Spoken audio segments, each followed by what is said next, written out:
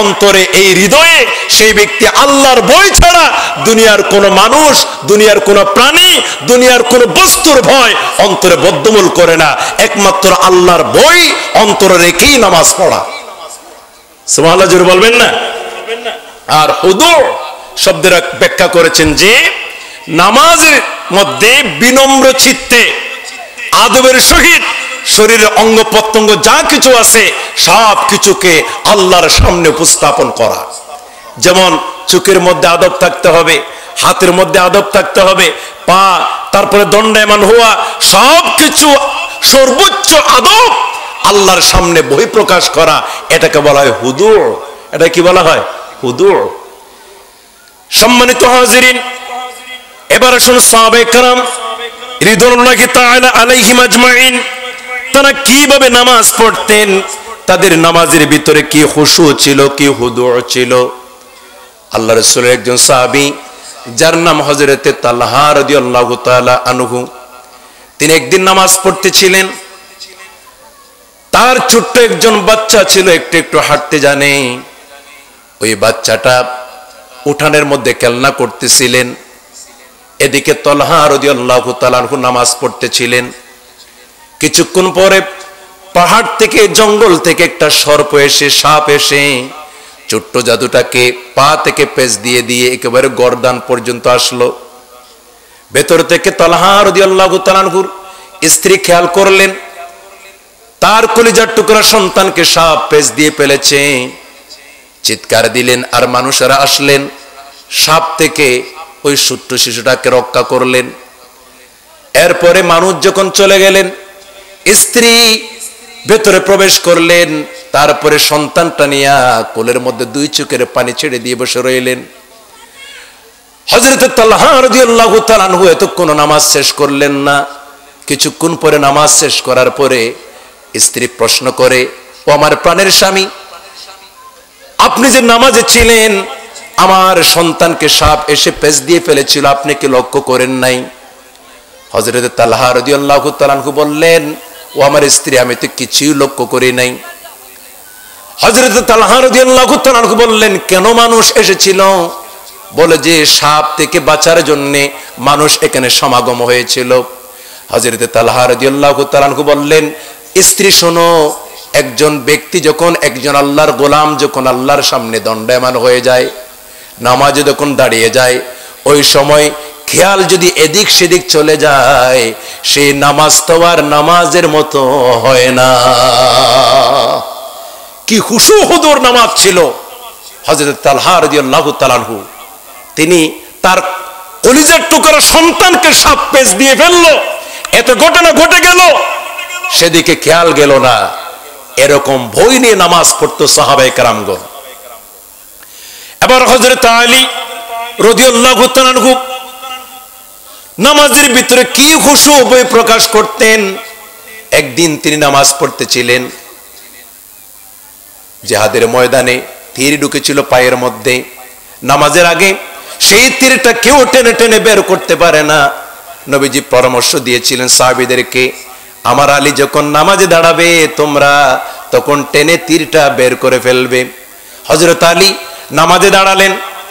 আল্লাহর হাবিবের কথা মোতাবেক একজন সাহাবী গিয়া হযরত আলী নামাজরত অবস্থায় তীরটা টেনে বের করে ফেললেন। টেনে বের করার পরে রক্তে লাল হয়ে গেল যায় নামাজ। হযরত আলী রাদিয়াল্লাহু তাআলা আনহু নামাজ শেষ করলেন। শেষ করার পরে দেখলেন রক্ত হয়ে গেছে। প্রশ্ন করলেন, এখানে রক্ত কেন? সাহাবী বললেন, হুজুর, আপনার পায়ে যে তীরখানা ঢুকেছিল, এটা আমরা বের করতে না পারার কারণে নবীজি আমাদেরকে পরামর্শ দিয়েছিলেন, আপনি যখন নামাজের মধ্যে দাঁড়াবেন তখন যেন তীরটা টেনে বের করে ফেলি। আল্লাহর হাবিবের কথা মোতাবেক আপনার কদম থেকে তীরটা টেনে আমরা বের করে ফেলেছি। অথচ হযরত আলী একটু টের পায় নাই, নামাজের ভিতরে এত বড় একটা তীর টেনে বের করে ফেলল। আল্লাহু আকবার। সম্মানিত হাজরিন, তাহলে কি নামাজ তাদের ছিল। এমনকি বালুচরের মধ্যে যখন তারা নামাজ পড়তে সাহাবায়ে কেরামগণ, পাখিরা এসে সাহাবায়ে কেরামদের মাথার উপরে বসতো, আর পাখিরা মনে করতো এটা মানুষ নয়, এটা হচ্ছে একটা গাছ, এটা একটা বৃক্ষ। এভাবে নামাজ পড়তেন। তো আমাদের নামাজ আর সাহাবায়ে কেরামদের নামাজ বেশ কম আছে না নাই? জোরে বলুন না, আছে না নাই? আচ্ছা, সুতরাং আমাদের নামাজে আমরা কি করি? মশা মারি। তারপরে সেদিন আমাদের এলাকায় একটা ঘটনা ঘটে গেল, নামাজরত অবস্থায় কারেন্ট চলে গেল। তো একজন ব্যক্তি বলে উঠলো, ও মারে কারণ কি, ও মারে কারণ কি। আর ফারাত মাঝে জিয়ান মসজিদ আছে, ইয়ানোর কথা কই দিছে, ও মারে কারণ কি। তা বাইরে কই দমো না যে ও মারে কারণ কি হই নামাজ আছে না, তো নামাজ আছে নি তো না জানো আর নামাজ নাই আবার পড়ন। সুতরাং এরকম নামাজ সম্পর্কে বেখবর কিছু নামাজি আমাদের সমাজে আছে। সম্মানিত হাজিরিন, নামাজ পড়তে হবে খুশু সহকারে, নামাজ পড়তে হবে খুদু সহকারে। খুশু এবং খুদু সহকারে যদি আমরা সালাত আদায় করি, তাহলে সেই নামাজটা হবে আল্লাহ পাক সুবহানাহু ওয়া তাআলার দরবারে কবুলিয়তের নামাজ। যেটা বলুন সুবহানাল্লাহ। প্যারা হাজিরিন, নামাজ যদি আমরা না পড়ি, এই দুনিয়ার মধ্যে অনেক বেনামাজি আছে। ও বেনামাজি ভাইয়েরা ভালো করে খেয়াল করেন, নামাজ যদি না পড়েন, হাদিস শরীফের মধ্যে রয়েছে তাদের জন্য দুনিয়া এবং আখিরাতে 9টি গজব। দুনিয়ার মধ্যে 3টি, কবরের মধ্যে 3টি, হাসরের মধ্যে 3টি। দুনিয়ার মধ্যে 3টি, 1 নাম্বার তার রিজিকের মধ্যে ঘাটতি পড়ে যাবে। 2 নাম্বার তাকে দেখতে দুশ্মন দুশ্মন মনে হবে। 3 নাম্বার তার চেহারা থেকে আল্লাহ পাক যেটা সুশ্রী, যেটা নূর, এটা ক্যান্সেল করে ফেলবে। কারণ নামাজ পড়ে না বিদায় তার চেহারা থেকে নূরটা ক্যান্সেল হয়ে গেছে। বেনামাজির চেহারা তেমন দেখতে সুন্দর লাগে না, সুরসুর মিক্কালায়, সুরসুর মিক্কালায়। আর দেশের মাঝে জুতা সুর আছে, আছে না নাই? জুতা সুর আছে, তারপরে সৈল সুর আছে, গম সুর আছে, তারপরে রিলিফর টিয়া সুর আছে। এন্দিলা বোধ নাই নেজে অনার একটা মাতিবেন যে মানুষ একখানা হমদে আত ওয়াজ গিতে কানা উৎসাহিত আই মানে আয়া নফাইর চেতনা নফাইর আই তো অনার একখানা মাতিবেন। টিয়া সুর আর দেশের মাঝে আছে না নাই? মোবাইল সুর আছে না নাই? জুতা সুর আছে। বিদেশের মধ্যে গিয়েও বাংলাদেশের মানুষেরা জুতা চুরি করে। তাহলে আমরা তাদেরকে ধরে নিলাম আন্তর্জাতিক চোর বাংলাদেশের মধ্যে রয়েছে, ঠিক কিনা? তারপরে পদ্মা সেতুর মধ্যে রড চুরি করে আমাদের দেশে টার্গেট করেছে এরকম কিছু মানুষ আছে না নাই? উচ্চ স্থানের, তার মানে মন্ত্রী লেভেলের কিছু লোক পদ্মা সেতুর রড চুরি করে ফেলেছে। এরাও চোর, এরাও কি চোর। সেদিন চকরিয়ার মধ্যে একজন ব্যক্তিকে চুরি করার কারণে মারতে মারতে মারতে মারতে গতকালকে ফেসবুকের মধ্যে পেয়েছি সে নাকি মারা গেছে। সে মারা গেছে ছোট্ট একটা জিনিস চুরি করার কারণে তাকে তো মারলেন। আর আপনার দেশের মধ্যে জনগণের এত কোটি কোটি টাকা আত্মসাৎ করার কারণে তাকে কত মারা উচিত সেটা আমরা কল্পনাও করি না, ঠিক কিনা বলেন? সুতরাং ছোট চোর, মাঝারি চোর, বড় চোর, এটা একমাত্র দমন হয়ে যাবে আলটিমেটলি কোরআনের আইন কায়েম হয়ে গেলে, ঠিক কিনা বলেন?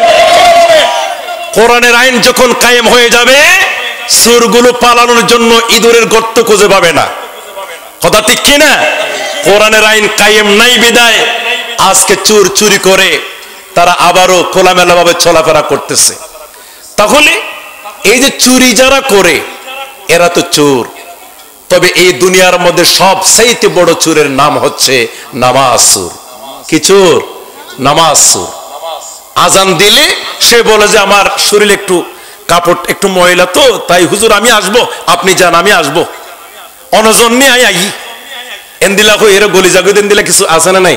আচ্ছা, আবার হতো নাই গোসলান গড়িয়াই গোসল করতে গিয়ে তোবার বিলত গিয়ে তুরওয়ারতে গিয়ে তোয়াইতে আইতে জোর নামাজ তো কাজ হইয়ে দই আসর নামাজও কাজ হইবার সম্ভাবনা কি এন্দিলা কিছু নেককার আছে না নাই?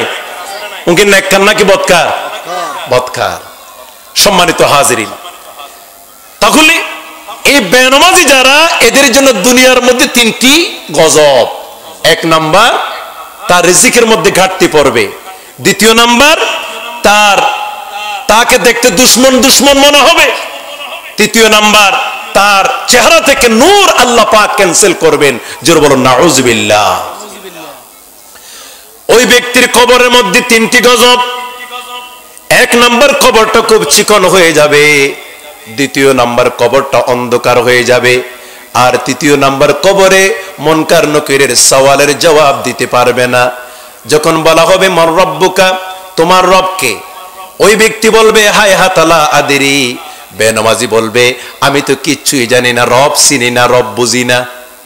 কারণ দুনিয়ায় থাকতে নামাজ পড়ে নাই, নামাজ চুরি করার কারণে ওই কবরে রব্বি আল্লাহ মুখে বলতে পারছে না। ওয়ামা দীনুকা প্রশ্ন করা হবে, উনি বলবে হায় হাতালা আদিরি, আমি কিচ্ছুই জানি না, দুনিয়ার মধ্যে ইসলাম মানে নাই, তাই ওই কবরে দীনুল ইসলাম এটা মুখে বলতে পারবে না। এরপর ওয়ামান নবিয়্যুকা, অথবা আল্লাহর হাবিবকে দেখানো হবে, ওই ব্যক্তি বেনামাজি ব্যক্তি রসুল মুহাম্মদ রাসূলুল্লাহ নামটা মুখে বলতে পারবে না এবং নবীজিকে কবরে চিনবে না। বেনামাজি হলে তারা কবরের প্রশ্নের জবাব দিতে পারবে না।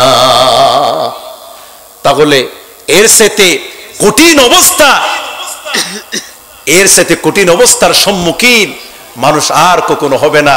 ওই কবরের জগৎটা যদি পার হয়ে যেতে পারে, তাহলে আল্লাহ পাক সুবহানাহু ওয়া তাআলা বাকি দফাগুলোকে আল্লাহ পাক সহজ করে দিয়ে তাকে জান্নাতি বানাবেন। জোরে বলুন সুবহানাল্লাহ। সম্মানিত হাজিরিন, এরপরে হাসরের ময়দানে তিনটি গজব। এক নাম্বার, আল্লাহ পাক সুবহানাহু ওয়া তাআলা তার বেশি গর্মাধিক্য করবেন, নিজের গামের মধ্যে নিজে সাঁতার কাটবেন। দ্বিতীয় নাম্বার, মিজানের পাল্লা, এই বদির পাল্লা ভারী হয়ে যাবে, নেকির পাল্লা হালকা হয়ে যাবে। দুনিয়ার মধ্যে নামাজ না পড়ার কারণে আল্লাহ পাক গুনার পাল্লা ভারী করে দেবে। প্যারা হাজিরিন, তৃতীয় নম্বর, পুলসিরাতে পুলকানা পার হতে পারবে না, কেটে কেটে জাহান্নামের অনলে পড়ে যাবে। তাহলে বেনামাজি যারা, এদের জন্য 9টি গজব। আল্লাহ তুমি আমাদেরকে হেফাজত করো, আমিন। আমিনও ডর করে নহইবা না নারাজ, আর জোরে বলুন আমিন। সম্মানিত হাজিরিন, রাসূল করিম সাল্লাল্লাহু আলাইহি ওয়াসাল্লামের সুন্নাহ হচ্ছে আযাবের কথা বলার পরে নবীজি সাহাবায়ে কেরামদেরকে জান্নাতের সুসংবাদ দিতেন। সেই সূত্র ধরে আমি বলি, যারা নামাজি, 5 ওয়াক্ত নামাজ বা জামাত আদায় করে, আল্লাহর হাবিব বলেন ইয়ারফু আনহু দিকুল মাঈশা, যে ব্যক্তি 5 ওয়াক্ত নামাজ আদায় করবে, আল্লাহ পাক রব্বুল আলামিন তার খাদ্যের কোনো অভাব রাখবে না, খাদ্যের মধ্যে আল্লাহ পাক বরকত দান করবেন।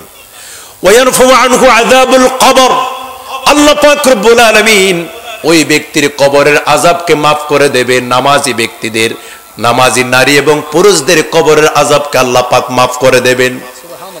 আল্লাহ পাক রব্বুল আলামিনের হাবিব 3 নম্বর পুরস্কারের কথা বলেন, ওয়ায়ুতা কিতাবাহু বিয়ামিনি, কিয়ামতের ময়দানে আল্লাহ পাক হাদিস শরীফের মধ্যে রয়েছে একটা নূরানি বাতাস প্রবাহিত হবে। নূরানি বাতাসের কারণে যার যার আমলনামায় তার হাতে হাতে চলে যাবে। যারা বদকার, যারা জাহান্নামী হবে, তাদের আমলনামা বাম হাতে যাবে। যারা জান্নাতি হবে, তাদের আমলনামা ডান হাতে যাবে। যারা দুনিয়ার মধ্যে নামাজ পড়েছিল, নামাজ কায়েমের আন্দোলন করেছিল, আল্লাহ পাক সুবহানাহু ওয়া তাআলা কিয়ামতের ময়দানে তাদের আমলনামা ডান হাতে প্রদান করবে। প্যারা হাজিরিন, 4 নম্বর, ওয়ায়ামুরু আলা সিরাতি কাল বারকিল খাতিফ, আল্লাহ পাক সুবহানাহু ওয়া তাআলা পুলসিরাতের পুলখানা বিজলির মতো করে পার হওয়ার মতো সৌভাগ্য দান করবে। পুলসিরাতের পুল আল্লাহ করেছে ওধার, আমরা বান্দা ভীষণে পাপী, কেমনে হব পার। পুলসিরাতের পুল, আমরা বলি চুলের চেয়েও চিকন, কোরের চাইতে ধার, এটা তো কথা, তবে কত চিকন কত ধার হবে একমাত্র কে জানে? আল্লাহ জানে। ওয়ায়াদখুলুল জান্নাতা বিগাইরি হিসাব, যারা নামাজি আল্লাহ পাক রব্বুল আলামিন তাদেরকে ছোটখাটো পাপগুলো ক্ষমা করে দিয়ে জান্নাতে প্রবেশ করাইয়া দেবে। প্যারা হাজিরিন, তাহলে নামাজ পড়লে লাভ বেশি নাকি কম? নামাজ পড়ে জান্নাতে যাওয়া যাবে নাকি নামাজ না পড়ে যাওয়া যাবে? নামাজ পড়ে। প্যারা হাজিরিন, আল্লাহ পাক সুবহানাহু ওয়া তাআলা ফেরেশতাদের মাধ্যমে কিয়ামতের ময়দানে প্রশ্ন করবেন, ইয়াতাসাআলুনা আনিল মুজরিমিন মা সালাকাকুম ফি সাকার ক্বালু লাম নাকু মিনাল মুসাল্লিন ওয়া লাম নাকু নুতঈমুল মিসকিন। ফেরেশতারা প্রশ্ন করবে, তোমরা কেনই বা জাহান্নামে যাচ্ছ? মুজরিমিন যারা পাপিষ্ঠ, যারা গুনাহগারদেরকে প্রশ্ন করা হবে, কেন তোমরা জাহান্নামে যাচ্ছ, কারণটা কি? আর মুজরিমিনগণ, পাপিষ্ঠগণ, জাহান্নামীরা তারা বলবে, ক্বালু লাম নাকু মিনাল মুসাল্লিন, আমরা দুনিয়ার জমিনে থাকতে মুসল্লি ছিলাম না, নামাজ পড়তাম না। এক নাম্বার কারণ, ওয়ালাম নাকু নুতঈমুল মিসকিন, এবং মিসকিনদেরকে, অসহায়দেরকে খাবার দানে উৎসাহিত করতাম না। এক নাম্বার বেনামাজি, দ্বিতীয় নাম্বার মিসকিনদেরকে ঠকাইয়া খাওয়ার কারণে, এই দুইটি মারাত্মক গুনার কারণে মানুষ জাহান্নামে যাবে। আর ফেরেশতাদের প্রশ্নের জবাবে তারা বলবে, আমরা নামাজি ছিলাম না, মিসকিনদেরকে ঠকাইয়া খেতাম, এতিমদেরকে ঠকাইয়া খেতাম, এই জন্য আমরা জাহান্নামে যাচ্ছি। নাউযুবিল্লাহ বলেন। মিসকিন বলতে যাদেরকে বলা হয় অসহায়, অসহায়, এই অসহায় এই আয়াতে কারিমার তাফসীরের মধ্যে এসেছে, যত মানুষদেরকে ঠকবাজি অভ্যাস থাকবে, সে মিসকিন হোক, সে এতিম হোক, সে বড় হোক, সে ছোট হোক, ঠকানো অভ্যাস যার আছে, সেই ব্যক্তি এই ঠকানোর কারণে আল্লাহ পাক তাকে জাহান্নামে দেবে। যারা বলেন নাউযুবিল্লাহ। সম্মানিত হাজিরিন, আল্লাহ পাক সুবহানাহু ওয়া তাআলা কিয়ামতের ময়দানে সর্বপ্রথম প্রশ্ন করবেন নামাজের। قال رسول الله صلى الله عليه وسلم اول ما يحاسب به العبد يوم القيامه الصلاه। আল্লাহ পাক রব্বুল আলামিন সর্বপ্রথম হিসাব নেবেন নামাজের। বান্দারে, দুনিয়ার জমিনে নামাজ পড়ছিলে কিনা? আর যারা বেনামাজি, তারা তো নামাজের হিসাব দিতে পারবে না। পারবে? তারা পারবে না তো। ও আল্লাহ, তুমি আমাদেরকে আল্লাহ পাকের সামনে যখন দাঁড়াবো, সেই স্থানে আল্লাহ তুমি যথাযথভাবে তোমার প্রশ্নের উত্তর দেওয়ার আমাদেরকে তৌফিক দিও। জোরে বলুন আমিন। প্যারা হাজিরিন, আর নামাজ তো কায়েম তখনই হতো। আল্লাহ পাক বলেন, আল্লাযীনা ইম্মাক্কান্নাহুম ফিল আরদি আকামুস সালাতা ওয়া আতাউজ যাকাতা ওয়া আমারু বিল মা'রুফি ওয়া নাহাউ আনিল মুনকার ওয়ালিল্লাহি আকিবাতুল উমুর। জোরে জোরে বলুন আল্লাহু আকবার। আমি যদি পৃথিবীতে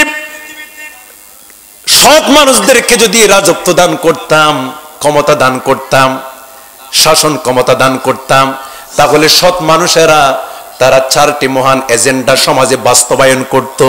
এক নাম্বার হচ্ছে সালাত কায়েম, দ্বিতীয় নাম্বার হচ্ছে যাকাত প্রদান, তৃতীয় নাম্বার হচ্ছে সৎ কাজের আদেশ দেওয়া, আর চতুর্থ নাম্বার হচ্ছে অসৎ কাজের বাধা প্রদান করা। যোগ্য, সৎ এবং যোগ্য নেতৃত্ব যদি আমাদের সমাজে কায়েম হয়ে যেত, আমরা চাই কে চাই না? সৎ এবং যোগ্য নেতৃত্ব সমাজে প্রতিষ্ঠিত হোক, আমরা চাই কে চাই না? চাই। প্যারা হাজিরিন, সৎ এবং যোগ্য নেতৃত্ব যদি সমাজে প্রতিষ্ঠিত হয়ে যেত, কোরআনে কারীমের আলোকে, নবীজির সুন্নাহর আলোকে সমাজ পরিগঠন করা হতো। আর এক নম্বর কায়েম করা হতো নামাজ। এক নম্বর কি কায়েম করা হতো? নামাজ প্রতিষ্ঠিত করা হতো।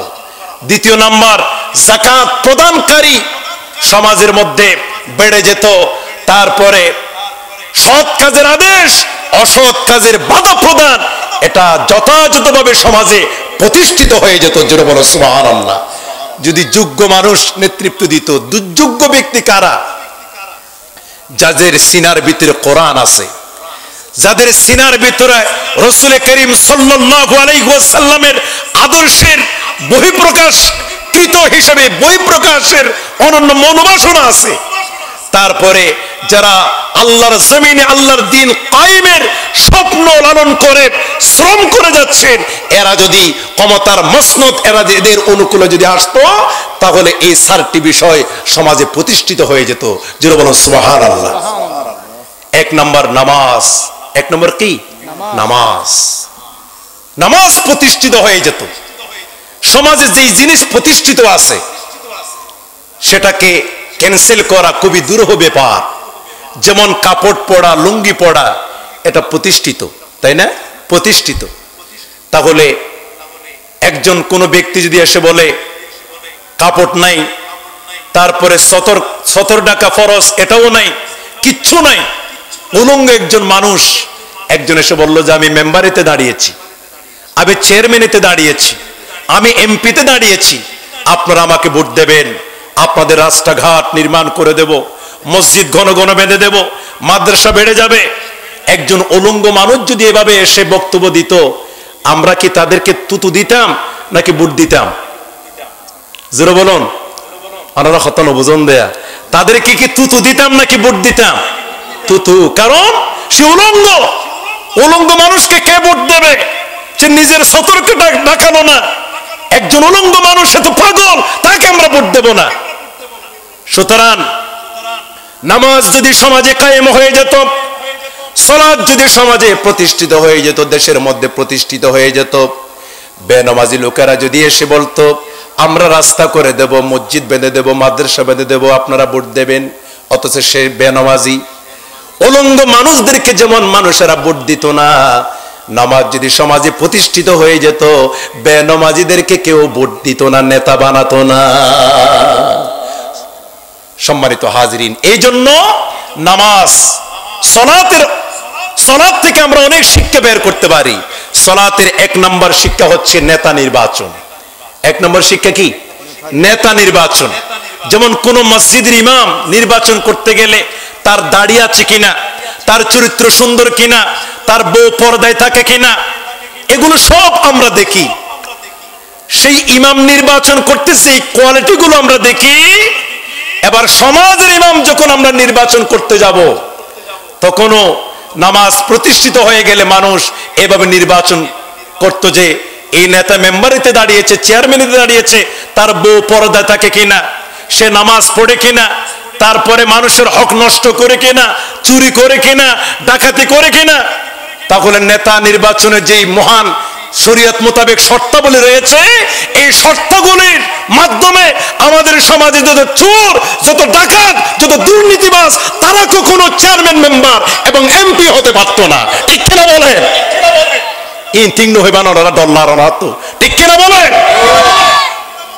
সুতরাং এটা মাইকুকা দিয়ে দে, মেয়েদ অনুষ্ঠানের মাইকর নাম করি এমগুরি কেউ দিয়ে ইকু বন্ধ করে দাম, হত হত ডিলে মারে রে মাইকের ড্রাইভার কই? সম্মানিত হাজিরিন, তাহলে নামাজ যদি প্রতিষ্ঠিত হয়ে যেত, দুর্নীতিবাজ, তারপরে খুনি, মাস্তান, হাইজ্যাক, যত রকমের অবৈধ আছে, এরা কখনো নেতৃত্ব দেওয়ার সাহসও পেত না। ঠিক কিনা বলেন? 2 নম্বর, নামাজ আমাদেরকে শেখায় ভ্রাতৃত্ববোধ। প্রতিদিন 5 ওয়াক্ত নামাজে আমাদের একে অপরের সাথে দেখা হয়, সুন্দর সালাম বিনিময় হয়, একে অপরের সাথে একটা বন্ধুত্ব সুলভ আচরণ হয়, ভালোবাসা বৃদ্ধি পেয়ে যায়। সুবহানাল্লাহ বলবেন না? আর 3 নম্বর, আচ্ছা, আজান হচ্ছে। আজকে যেহেতু নামাজের আলোচনা, আজান চলমান অবস্থায় আলোচনা করা ঠিক হবে না। সকলে দোয়া করবেন, ভালো থাকবেন। আজকের মাহফিল সফল হোক, সার্থক হোক, এই কামনা আল্লাহর দরবারে রেখে আমার সংক্ষিপ্ত আলোচনা এখানে শেষ করলাম। ওয়ামা তৌফিকি ইল্লা বিল্লাহ। ওয়াসসালামু আলাইকুম ওয়া রাহমাতুল্লাহি ওয়া বারাকাতুহু।